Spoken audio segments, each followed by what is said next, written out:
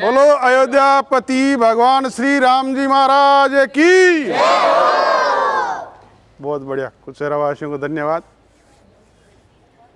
आज कुचेरा के इस बालाजी महाराज के पावन प्रांगण में विराजमान संत वृंद एवं सभी कुचेरावासी सज्जन शक्ति माताओं और बहनों, हमारा आज परम हर्ष यानी अति खुशी का विषय है। और खुशी का विषय इससे बढ़कर हमारे लिए हो ही नहीं सकता कभी जीवन में। ऐसा हमारे जीवन का एक एक क्षण अभी जो वर्तमान अयोध्या से भगवान राम जी अपने जहाँ जन्म हुआ उस स्थान पर पुनः विराजमान होंगे, वो दिन आने वाली 22 तारीख, जो अगला ही महीना 22 तारीख को अभी भाई साहब ने जो शुभ मुहूर्त बताया, उस शुभ मुहूर्त में भगवान रामलला जहाँ राम जी का जन्म हुआ था, वो 500 साल से भगवान मंदिर में नहीं थे, बाहर भटक रहे थे। और कुछ वर्षों पहले देश आज़ाद हुआ, उसके बाद में भी हमको हमारे राम जी का जन्म स्थान प्राप्त करने के लिए कोर्ट और कचहरियों में चक्कर काटने पड़े। हजारों हजारों वकील लड़े, कई बार संघर्ष किया, लेकिन आज का क्षण हमें विजय हासिल हुई है, वो खुशी की बात है। अभी जैसे महाराज ने बताया, ये इतिहास कोई 150 साल का नहीं है। ये 500 वर्ष पहले जब जब भी हिंदू समाज सोता है, तब तब हिंदू समाज पर आपत और विपदा आती है। और जब जब समाज जागता है, तो जैसे आज करवट बदला है, वैसे करवट भी बदलता है। तो इतिहास बताता है कि 500 साल पहले हमारा देश बड़ा वैभवशाली देश था। सोने की चिड़िया कहलाने वाला भारत देश, सूरवीरों का देश। यहाँ पर ऋषि मुनियों ने जन्म लिया, भगवान ने खुद ने स्वयं इस भारत भूमि पर अवतार लिया। ऐसा भारत देश जिसको कुछ बीच समय कालखंड में हिंदू समाज सोया, जाति पांति में बंट गया, उसके कारण बाहर से 500 साल पहले लुटेरे, बाबर नाम का एक लुटेरा यहाँ इस देश में प्रवेश किया। और उसके एक सेनापति मीर बांकी ने घूमते घूमते अयोध्या के अंदर ठहराव किया, पड़ाव डाला। और जब पड़ाव डाला और उनको पता चला कि इस हिंदुस्तान के अंदर अगर कोई हिंदुओं का सबसे बड़ा स्थान है तो राम जन्मभूमि है, और हिंदुओं के मान बिंदुओं को नष्ट कैसे किया जाए, इनका सम्मान नष्ट कैसे किया जाए, तो उसने उस राम जन्मभूमि स्थान पर तोड़कर और एक ढांचा, बाबरी ढांचा एक खड़ा कर दिया, जिसको कई साल से हम बाबरी मस्जिद के नाम से दूसरे लोग कहते थे। हम तो नहीं कहते, लेकिन हमारे विरोधी लोग कहते थे कि वो बाबरी मस्जिद है। कैसी विडंबना रही। हिंदुस्तान के अंदर जहाँ भगवान का जन्म हुआ, वहाँ पर 500 साल से हम लड़ रहे हैं। हमारे स्थान यानी हमारे घर के लिए हम लड़ रहे हैं। हमारे बाप दादाओं का पट्टा होते हुए भी हम हमारे लिए लड़ रहे हैं। ऐसी विडंबना इस भारत के अंदर रही। और 500 साल से जब उस मीर बांकी ने तोड़कर वहाँ मंदिर को और वहाँ पे एक ढांचा खड़ा किया, तब से हिंदू समाज चुप नहीं बैठा। ये पहली लड़ाई नहीं है। इसके पहले हमारा इतिहास बताते हैं कि साधु संतों ने और हमारे राजा महाराजाओं ने 76 बार लड़ाइयाँ लड़ी। आप कभी इतिहास उठा के देखना, और 76 बार लड़ाई में 4.5 लाख हिंदू समाज का बलिदान हुआ। इतना बड़ा बलिदान होने के बाद में भी हमें जन्मभूमि हासिल नहीं कर पाए। फिर आपको पता होगा 1947 में देश आज़ाद हो गया। तो आज़ाद होने के बाद में अगर जिस देश गुलाम देश अगर स्वतंत्र होता है तो गुलामी के चिन्ह मिटने चाहिए ना। लेकिन उस समय की परिस्थिति, उस समय के नेताओं का मति भ्रम हो जाना और देश के साथ ऐसा दुर्व्यवहार किया कि हमारे ही लोग हमसे लड़े, हमारे ही लोग हमारे विपक्ष में खड़े हो गए, 20-20 वकील खड़े कर दिए और ऐसे लोग इस धरती पर पैदा हुए जो आपको पता होगा, कुछ इस अभी 2-4 साल पहले जब राम सेतु का विषय आया था, भगवान समुद्र में सेतु बनाकर नल और नील के द्वारा लंका पहुंचे, तो उसको तोड़ने का विषय आया। उस समय की जो सरकारें थी, कहा इसको समुद्र से सेतु को तोड़ेंगे, हमारी नावें जो चलती है तो ये समुद्र में जो भगवान ने सेतु बनाया ये हमारे दिक्कत कर रहा है, तो इसको तोड़ देंगे। तो उस समय विश्व हिंदू परिषद खड़ा हुआ और 3 घंटे का चक्का जाम किया। शायद किसी को यहाँ कुचेरा में भी याद होगा उस समय का, ये 2007-8 की घटना बता रहा हूँ मैं। और दिल्ली भी गए थे, यहाँ से लोग चक्का जाम करके प्रदर्शन किया था बहुत बड़ा। तो उस समय की सरकारों ने निर्णय बदला और कोर्ट से हमने स्टे करवाया कि ये आप जो राम जी का जो बनाया पुल है इसको आप नहीं हाथ लगा सकते, ये हमारा आराध्य देव भगवान का निर्मित स्थान है, इसको लोग पूजते हैं। वहाँ आते हैं, जब रामेश्वरम जाते हैं तो लोग उनके चरण स्पर्श करते हैं। तो ऐसा जो लोग दुर्भाग्यवश वो हिंदू होने के नाते वो ये लोग कहते हैं और हल्फनामा पेश किया कि भगवान राम तो एक काल्पनिक एक कहानी है, हुआ ही नहीं, जन्म ही नहीं हुआ, ये तो एक कपोल बात है, काल्पनिक बात है। ऐसे है, हमारे ही घरों में ऐसे लोग जन्म गए। दूसरों से तो लड़ने की बात, हम आपस में लड़े अपने ही लोगों से, और उन लोगों से लड़ते लड़ते आज जब 76 बार लड़ाइयों के बाद में भी जब हमें मंदिर की जमीन यानी राम जन्मभूमि स्थान प्राप्त नहीं हुआ, तो आपको पता होगा विश्व हिंदू परिषद नाम का एक संगठन अपन सब ने मिलकर खड़ा किया, और पूरे भारत में इस संगठन ने इससे पहले 84 से पहले ये संत महात्मा पक्षकार हुआ करते थे। मंदिर की लड़ाई केवल संत महात्मा ही लड़ रहे थे कोर्ट में, लेकिन 84 में विश्व हिंदू परिषद ने इस काम को हाथ में लिया। और उस समय के तत्कालीन जो हमारे वीएचपी के अधिकारी थे, अशोक जी सिंगल नाम से, बहुत बड़े अच्छे वक्ता हुआ करते थे, और उन्होंने कहा ये काम जब तक नहीं होगा तब तक मैं विश्राम नहीं लूँगा, तब तक संगठन को बैठने नहीं दूंगा। और 84 से लेके आपको पता होगा 90 और 92 में कार सेवाएं हुई, जो अभी बहन जी का स्वागत किया, आपको पता होगा इनके घर से भी जो हमारे भाई साहब कार सेवा में गए, आज वो हमारे बीच में नहीं है। ऐसे हजारों कार सेवक हताहत हो गए। 90 की कार सेवा में आपको अगर देखोगे और उनका अगर आप चित्रण पढ़ोगे तो आप आंसू रोक नहीं पाओगे। ऐसा हमारे साथ उस समय की सरकारों ने, हमारे देशद्रोहियों ने किया।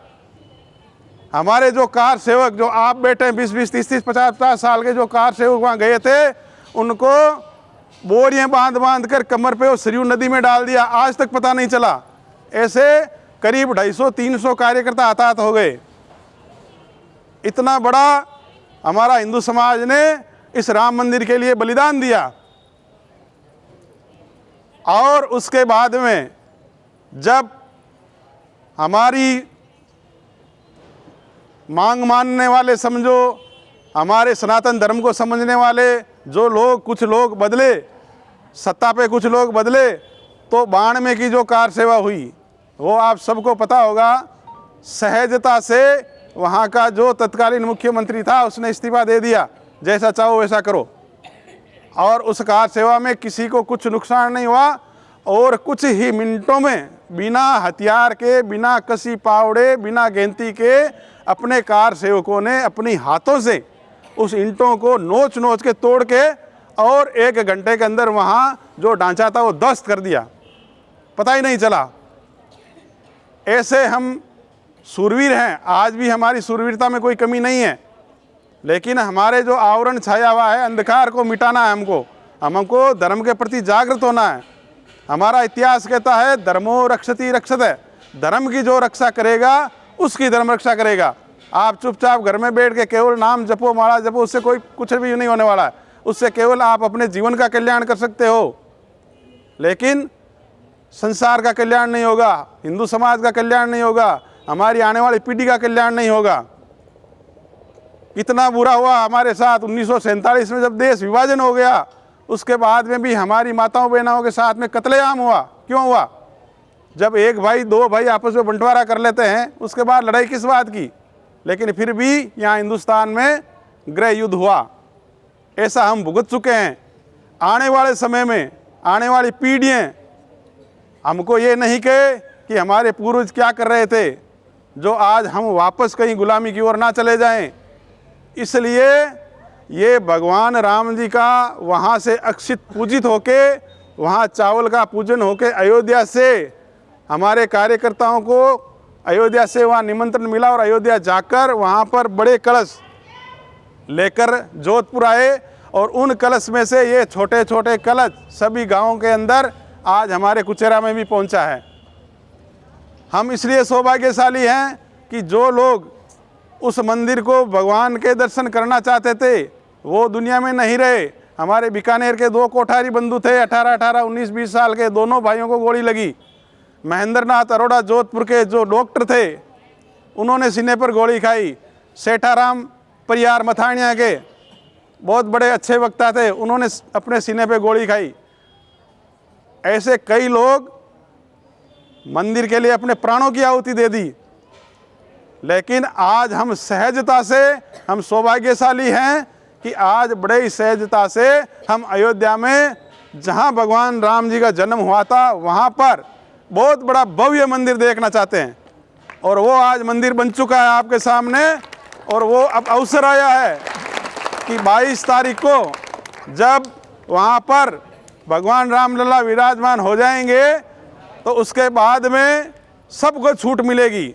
और ये इसलिए निमंत्रण आया है आपको, घर घर प्रत्येक हिंदू समाज को संगठन का काम है गांव तक कलश पहुंचाना और गांव तक भगवान के चित्र और पत्रक पहुंचाना। बाकी काम आप लोगों का है। सब जितने भी यहाँ विराजमान है, माताएं, बहनें और भाई लोग, सबको ये काम करना है कि कुचेरा गांव के आसपास का कोई भी एरिया जहाँ खाली नहीं रहे, जहाँ हमारे भगवान राम का निमंत्रण नहीं पहुँचे, पीले चावल नहीं पहुँचे।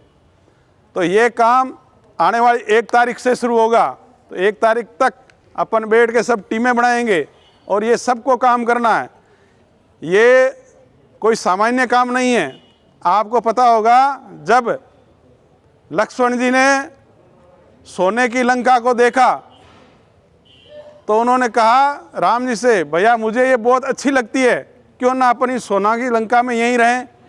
तो भगवान राम ने कहा जननी जन्म भूमिश्च स्वर्गादपि गरीयसी, मुझे ये सोने की लंका अच्छी नहीं लगती लक्ष्मण, मुझे मेरी जन्मभूमि अच्छी लगती है। ये भगवान राम ने स्वयं उस समय कहा था।